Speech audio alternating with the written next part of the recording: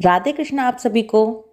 जल्दी ही शीतलाष्टमी आने वाली है, जिसे बसोड़ा भी कहा जाता है। शीतला अष्टमी पर शीतला माता की पूजा करने के साथ साथ उनकी कहानी भी सुनी जाती है।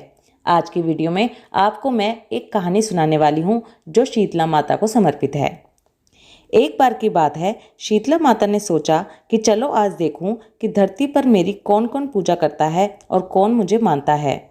ऐसा सोचकर शीतला माता धरती पर राजस्थान के डोंगरी गांव में आई और देखा कि इस गांव में मेरा मंदिर नहीं है और ना ही मेरी पूजा होती है। माता शीतला गांव की गलियों में घूम रही थी।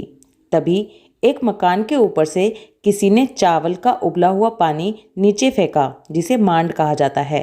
वो उबलता पानी शीतला माता के ऊपर गिरा, जिससे शीतला माता के शरीर में छाले पड़ गए। शीतला माता के पूरे शरीर में जलन होने लगी।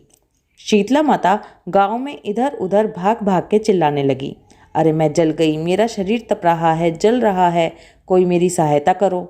लेकिन उस गांव में किसी ने शीतला माता की सहायता नहीं की। वही अपने घर के बाहर एक कुम्हारन महिला बैठी हुई थी। उस कुम्हारन ने देखा कि अरे ये बूढ़ी माई तो बहुत जल गई है, इनके पूरे शरीर में तपन है, इनके पूरे शरीर में छाले पड़ गए हैं, ये तपन सहन नहीं कर पा रही हैं। तब उस कुम्हारन ने कहा, हे माँ, तुम यहाँ आकर बैठ जाओ, मैं तुम्हारे शरीर के ऊपर ठंडा पानी डालती हूँ। कुम्हारन ने उस बूढ़ी माई पर खूब ठंडा पानी डाला और बोली, माँ, मेरे घर में रात की बनी हुई राबड़ी रखी है, थोड़ी दही भी है, तू दही राबड़ी खा ले। जब बूढ़ी माई ने ठंडी ज्वार के आटे की राबड़ी और दही खाया तो उसके शरीर को बहुत ठंडक मिली। तब उस कुम्हारन ने कहा, आ माँ, बैठ जा, तेरे सिर के बाल बहुत बिखरे हुए हो रहे हैं, ला मैं तेरी चोटी गूंथ देती हूँ। और कुम्हारन माई की चोटी गूंथने के लिए कंघी बालों में करती रही। अचानक कुम्हारन की नज़र उस बूढ़ी माई के सिर के पीछे पड़ी तो कुम्हारन ने देखा कि एक आंख बालों के अंदर छुपी हुई है। ये देखकर वो कुम्हारन डर के मारे घबराकर भागने लगी। तभी उस बूढ़ी माई ने कहा, रुक जा बेटी, तू डर मत, मैं कोई भूत प्रेत नहीं हूँ, मैं शीतला देवी हूँ। मैं तो इस धरती पर देखने आई थी कि कौन मुझे मानता है, कौन मेरी पूजा करता है। इतना कहकर माता चार भुजा वाली हीरे जवाहरात के आभूषण पहने, सिर पर स्वर्ण मुकुट धारण किए अपने असली रूप में आ गईं।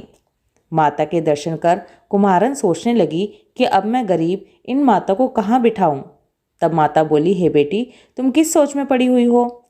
तब उस कुम्हारन ने हाथ जोड़कर आंखों में आंसू बहते हुए कहा, हे माँ, मेरे घर में तो चारों तरफ दरिद्रता बिखरी हुई है, मैं आपको कहाँ बिठाऊं। मेरे घर में ना तो चौकी है, ना बैठने का कोई आसन ही है। तब शीतला माता प्रसन्न होकर उस कुम्हारन के घर पर खड़े हुए गधे पर बैठकर एक हाथ में झाड़ू, दूसरे हाथ में डलिया लेकर उस कुम्हारन के घर की दरिद्रता को झाड़कर डलिया में भरकर फेंक आईं और उस कुम्हारन से कहा, हे बेटी, मैं तेरी सच्ची भक्ति से प्रसन्न हूँ, अब तुझे जो भी चाहिए वो मुझसे वरदान मांग ले। तब कुम्हारन ने हाथ जोड़कर कहा, हे माता, मेरी इच्छा है अब आप इसी डूंगरी गांव में स्थापित होकर यहीं निवास करें और जिस प्रकार आपने मेरे घर की दरिद्रता को अपनी झाड़ू से साफ कर दिया है, ऐसे ही आपके जो भी भक्त होली के बाद की सप्तमी को भक्ति भाव से पूजा करें।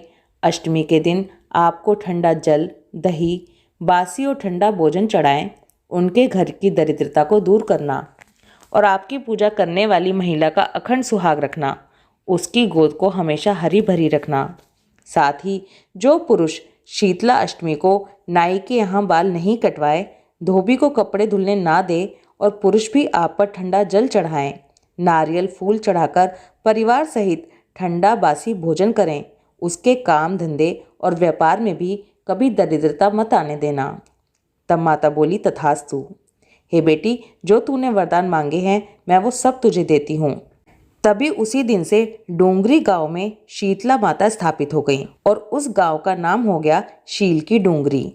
शीतला सप्तमी के दिन यहाँ बहुत विशाल मेला लगता है।